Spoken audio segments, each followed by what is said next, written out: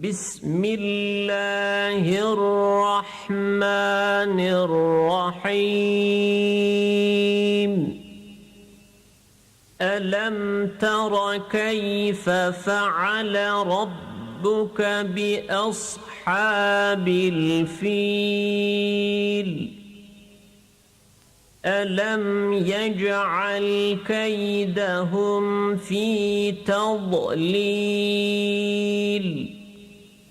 وأرسل عليهم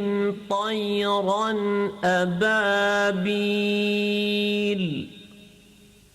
ترميهم بحجارة من سجيل فجعلهم كعصف مأكول